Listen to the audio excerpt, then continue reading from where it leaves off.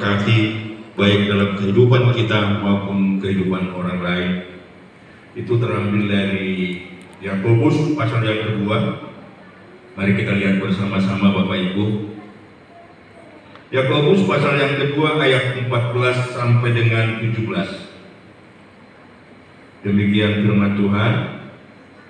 Iman tanpa perbuatan pada hakikatnya adalah mati.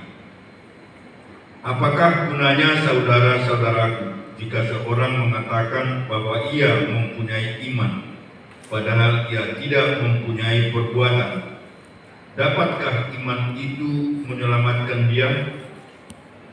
Jika seorang saudara atau saudari tidak mempunyai pakaian dan kekurangan makanan sehari-hari, dan seorang dari antara kamu berkata, selamat jalan, kenakanlah kain panas dan makanlah sampai kenyang, tetapi ia tidak memberikan kepadanya apa yang perlu bagi tubuhnya, apakah gunanya itu?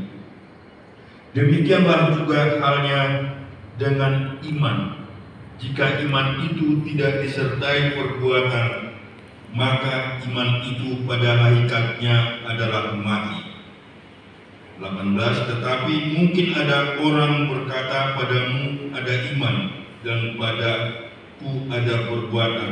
Aku akan menjawab dia, tunjukkanlah kepadaku imanmu itu tanpa perbuatan, dan aku akan menunjukkan kepadamu imanku dari perbuatan-perbuatanku. Bapak Ibu yang dikasih oleh Tuhan, kami percaya minggu kemarin kita juga diberkati dengan firman Tuhan ini, dengan tema-tema ini. Bagaimana kita melihat dan merenungkan kebenaran firman Tuhan yang begitu indah, dan juga kalau saya katakan begitu keras juga untuk mengajar kita sebagai orang Kristen yang dikasihinya Bapak Ibu. Yakobus ini mengajarkan kita Bapak Ibu melihat iman yang sesungguhnya di dalam kehidupan kita sebagai umat Tuhan. Kalau zaman sekarang, zaman canggih, zaman yang begitu pesat, sangat mudah kita ngomong bahwa saya sudah percaya Tuhan. Akan tetapi belum tentu juga di hati kita juga berbicara sama halnya dengan ungkapan yang kita sebutkan. Itulah makanya kalau kita lihat Yakobus ini berbicara bahwa iman, perbuatan itu merupakan perbuatan yang nyata di dalam sebuah kehidupan menjadi anak-anak Tuhan Bapak Ibu. Saya baca di dalam warta kita Bapak Ibu, di sana ada sebuah aplikasi seorang bernama Charles Blondin, berwarga negara Prancis tahun 1859. Dia sangat terkenal sekali Bapak Ibu. Dia terkenal dan bisa berjalan di atas tali melewati sebuah air terjun selebar 50 meter Bapak Ibu. Kalau kita bayangkan, maunya tadi saya pikir buat aplikasi tapi nggak sempat Bapak Ibu ya. Kalau kita bayangkan sebuah tali kapal yang begitu besar berjalan di atasnya, bahwa hal ini sebenarnya tidak mudah, sebuah tantangan, sebuah hal yang perlu sebuah kekuatan iman ataupun kemauan yang kuat untuk menjadikan satu hal dalam pribadi Charles Blondin supaya dia bisa berjalan. Dia dikatakan di sana bahwa dia bisa berjalan dengan membawa kompor kecil, memasak atau menggoreng sebuah telur. Dia bisa berjalan bahkan membawa gerobak kecil, dan bahkan dia bisa melewati. Ketika dia membuat interaksi itu Bapak Ibu, dia berkata, orang-orang berkata, apakah saya bisa melewati sebuah tali ini dengan membawa gerobak kecil ini? Semua orang berkata bisa. Apakah Anda percaya kalau saya bisa melewati tali ini dengan berjalan membawa gerobak? Semua orang berkata percaya. Kemudian bahwa Charles Blodin pun berjalan di atas tali dengan membawa sebuah gerobak kecil dari Bapak Ibu. Tentu dengan keberhasilan itu apa yang terjadi? Semua akan bertepuk tangan, semua akan semangat, dan semua berkata mungkin hebat. Begitu hiruk pikuk itu terjadi Bapak Ibu. Tetapi ketika Charles Blodin ngomong demikian, kalau Anda ini sudah percaya Bapak Ibu, siapa yang mau saya seberangkan kembali dengan naik di atas gerobak ini? Tidak satu pun yang berbicara. Semuanya vakum dan semuanya sunyi senyap dan semua tidak bisa mengungkapkan apa-apa Bapak Ibu.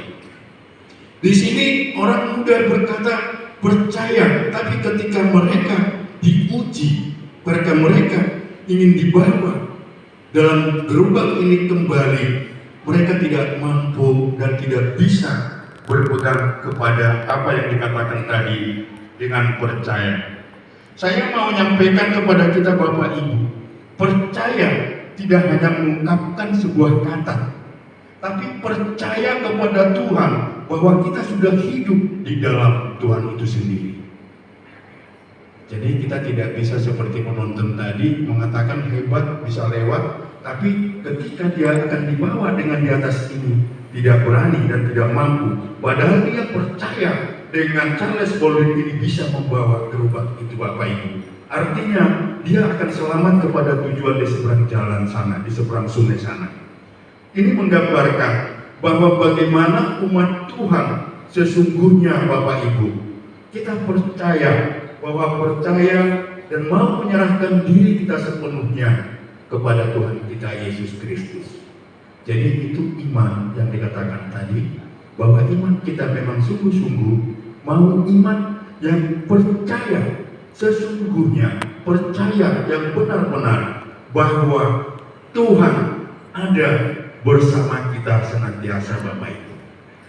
Ini yang dituntut oleh Yakobus dari kita semua menjadi umat Tuhan. Karena bahwa apa yang disampaikan oleh Yakobus di dalam materi ini Bapak Ibu, dia menyampaikan kepada jemaat, dia menyampaikan kepada gereja, dia menyampaikan kepada orang-orang yang sudah mengenal firman dan Tuhan kita Yesus Kristus Bapak Ibu. Ini mengingatkan kita semua bahwa kita punya iman tanpa perbuatan dikatakan di sini. Percaya tanpa kita mau mengakui kehadiran di hidup kita, berarti kita juga masih gagal, belum benar-benar percaya Bapak Ibu. Oleh sebab itu tuntutan dia mengatakan percaya bahwa ada penyerahan diri sepenuhnya di dalam kehidupan kita Bapak Ibu yang dikasihi oleh Tuhan. Itu yang pertama Bapak Ibu yang dikasihi Tuhan. Bahwa yang kedua menjadi orang yang peka dan peduli. Menjadi orang yang peka dan peduli. Kalau di ayat 15, jika seorang saudara atau saudari tidak mempunyai pakaian dan kekurangan makanan sehari-hari, dan seorang dari antara kamu berkata, selamat jalan, kenakanlah kain panas dan makanlah sampai kenyang, tetapi ia tidak memberi kepadanya apa yang perlu bagi tubuhnya, apakah gunanya? Jadi saya mencoba menguraikan bahwa kita diberkati dengan temanya ini, dikatakan tadi apa? Tangan yang memberkati, hati yang bersaksi Bapak Ibu yang dikasih oleh Tuhan. Menjadi orang yang peka dan peduli. Bahwa di dalam materi kita pun sangat luar biasa, berbicara bahwa bagaimana seorang pendeta di Amerika, dikatakan di sana bahwa seorang pendeta ini bersaksi dengan seorang jemaatnya, katakan mungkin seorang janda, dan kemudian dia datang ke gereja dengan membutuhkan sesuatu dan menangis mungkin lebam wajahnya dikatakan di sana. Kemudian oleh tim Nuwun Sewu Bapak Ibu ya, saya tidak ada maksud apa-apa, tapi saya mencoba membawa kita ke dalam sebuah pemahaman yang bersama-sama ya, supaya jangan ada salah tafsir apa yang saya sampaikan ini. Kemudian oleh tim yang ada di gereja, mari kita doakan, mari kita bersama-sama berdoa. Nanti mujizat Tuhan akan terjadi, ya.